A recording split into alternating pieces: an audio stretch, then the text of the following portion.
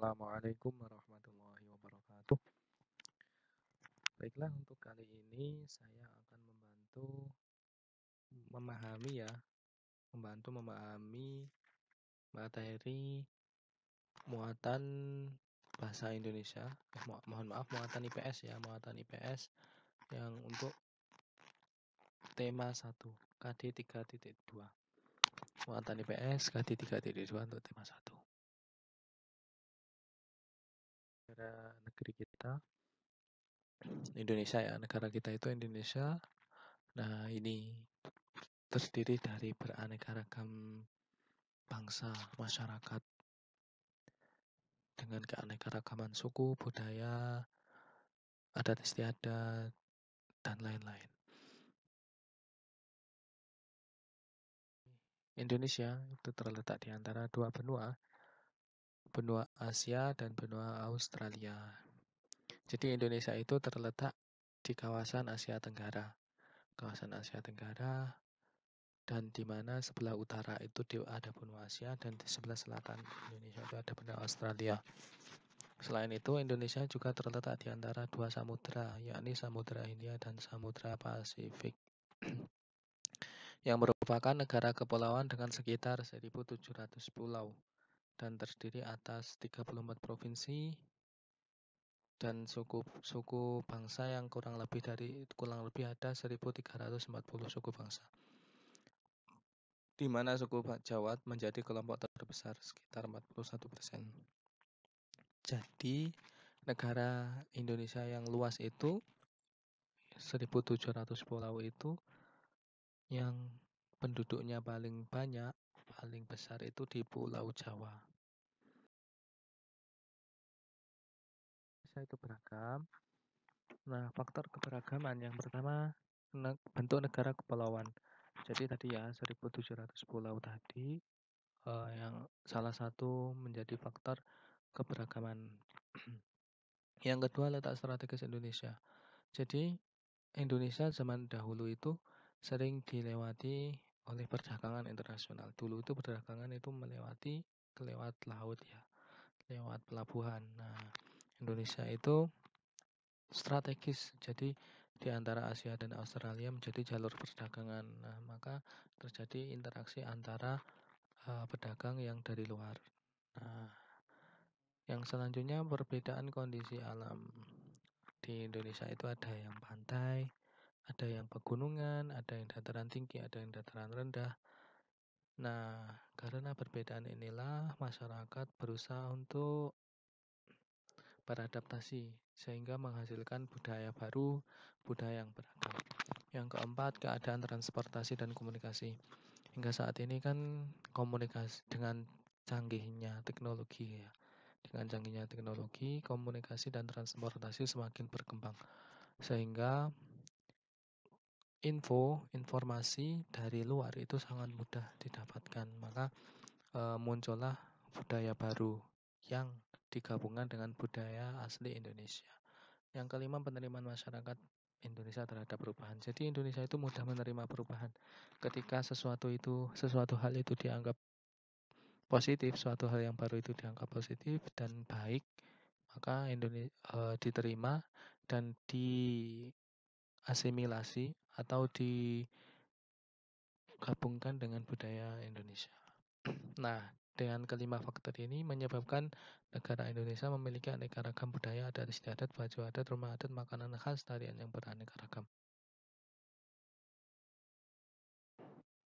Amatilah gambar berikut, tahukah kalian perbedaan gambar tersebut? Nah, di sini ada tari reog dari Jawa Timur, dan tari saman dari Aceh. Nah, ini berbeda ya, terutama karena di Jawa Timur kulturnya berbeda dengan Aceh.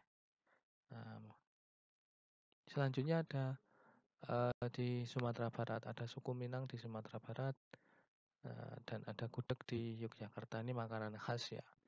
Nah, yang selanjutnya ada angklung. Angklung itu asalnya dari Jawa Barat. Nah, ini berbeda karena perbedaan kondisi geografis, kepulauan yang berbeda menyebabkan perbedaan pula.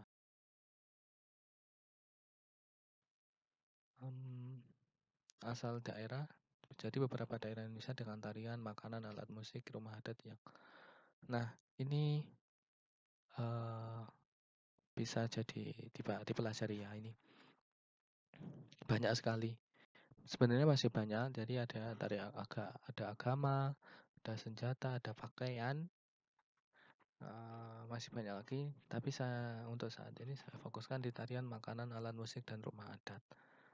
Nah, bisa dibaca sendiri ya. Yogyakarta. Tahu nggak tarian Gulek Menang? Gudeg, gudeg kan udah nggak asing ya di telinga kita, gudeg dan bakpia. Lumpia, gedok, itu di Jawa Barat. Jawa Timur ada pecel, rujak cingur dan lain-lain. Oh ini boleh dibaca.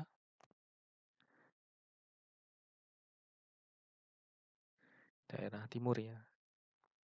Ini saya juga belum pernah membaca, belum pernah merasakan makanannya. Alat musik.